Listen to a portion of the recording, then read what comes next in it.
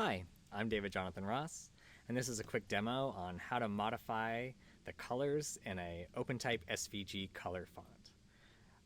I recently sent out a bunch of color fonts as part of my most recent Font of the Month Club mailing. For those of you who are members, you probably already have them. It's called Megabase Color and its variants.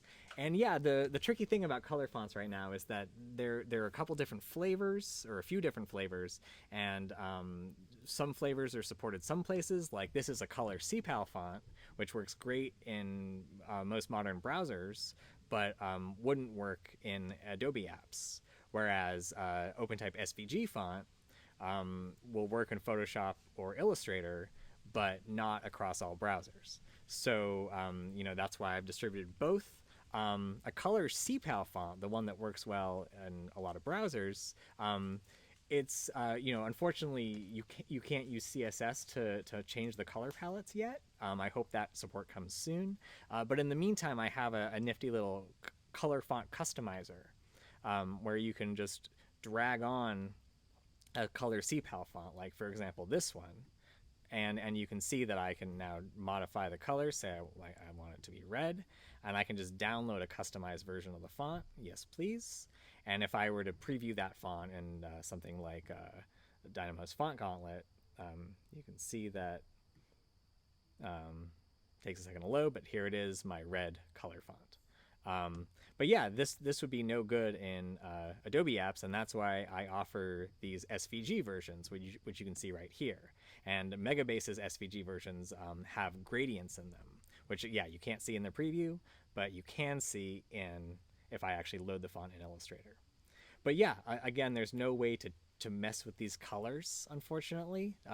Illustrator doesn't give us that option quite yet. So for now, the best option is to do a little font surgery, get into the guts of the font file, and change those colors ourselves. I'm going to show you how to do that with Ttx, which is a tool from Font Tools, which will convert your font file into XML. All right, let's get going. So the first thing to do when you're going to mess with a font file is to check the license. Sorry. And my license definitely allows modifications. Just search for modifications there, and it says, yep, you may also subset and modify the font software itself for your own purposes. Great. So we're all set there, and we have the font files. So let's begin. The first thing to do is to install Font Tools in Ttx. What I tend to like to do is to set up a virtual environment so that I kind of have a clean, safe room where I can do my work, where it won't affect installations and versions for my system Python. So I'll just quickly set up a virtual environment for this. I always forget the code for that, so I put it here in a text file. So I'll just copy it into my terminal. And yeah, I'll call this virtual environment color fonts. Just takes a quick second. Awesome. And then to actually enter and activate our virtual environment, we can say source source color fonts bin activate. Great. And now you can see that I'm in the virtual environment because my command prompt has the color fonts in parentheses before it. So yeah, the next thing to do is to install Font Tools. I can just use pip, which is a great package manager for Python. So I can just say pip install, how do I spell it right?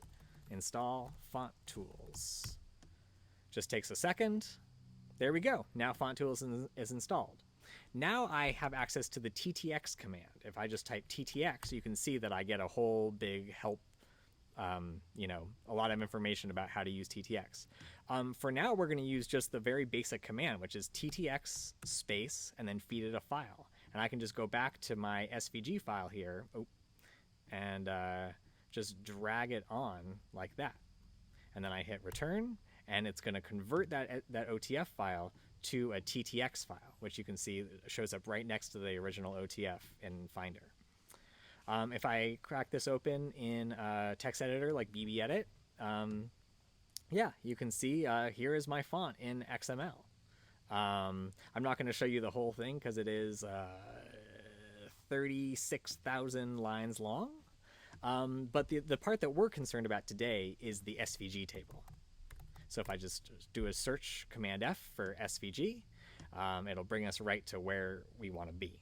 The kind of beautifully simple thing about SVG OpenType fonts is that it literally embeds SVG images into the font. Like if I copy this SVG code and just like make a new file and just say save this as test.svg, I can then open up this SVG file in something like Illustrator, and I mean, yeah, the image, the baseline starts at the top of the image, but I mean, this is actually showing like exactly the SVG that would be displayed in that font.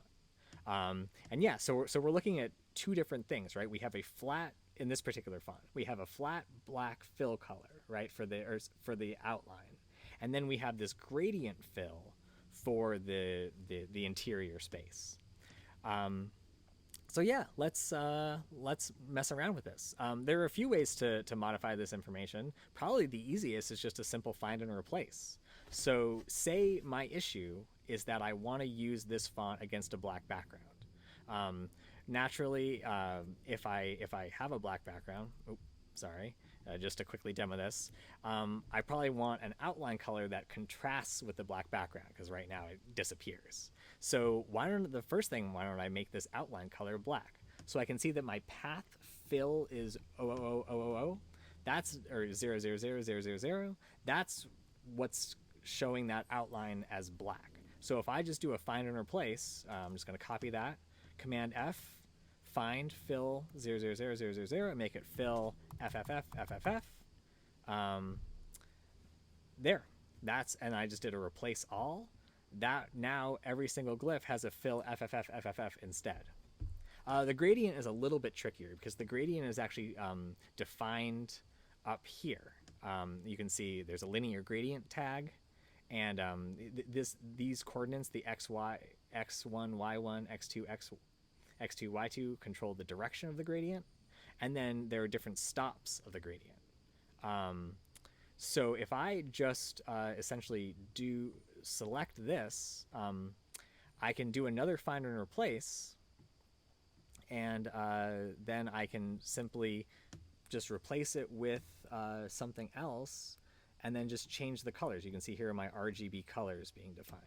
So say I want to make this, I don't know, I'm just kind of messing around with the numbers here, but say I want to make this a little bit more reddish. I think that if I did 255, I think that's just like pure red. Maybe I'll make it 255, 100, and then I'll have that go to 100, 255, 0. I'm not sure what this is going to look like. I'm worried it's going to look a little muddy, but let's just see what happens. So if I do a replace all, now every single gradient in that, that I've defined is now my new gradient, and yeah, I can just hit save on that. Before I actually convert this back to an OTF file, why don't I also change the name of the font so that I don't have to worry about any conflicts when I install it, because I already have a font with this name installed. So the first thing, just to make things clear, is I'll change the file name. Say I want to call this Megabase Color Test SVG, right? So I can add the word test there. That changes the file name, but not the menu names. To change the menu names, I go back into my Ttx file, and I look for the name table. The name table is where all the name records are stored. So these are the names of the OpenType features. Here are the names of the menu names of the font, my name as the designer and the foundry. All this meta information is in here. Again, a simple find and replace should suffice here.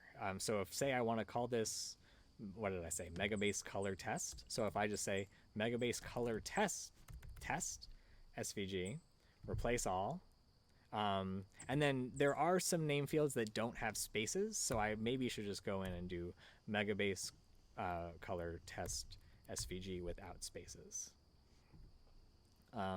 We might be hitting some, name field length issues, but I'm not going to worry about that right now. Great, so I can save this file again. I can now go back to Finder, and to convert this Ttx file back to an OTF that I can use, it's the same way we got there in the first place. Just Ttx space, and then now I drag on the Ttx file, hit return, and we're back, and we have an OTF file again in Finder. So if I just preview that, oh, I do see the white, but I don't see the gradient.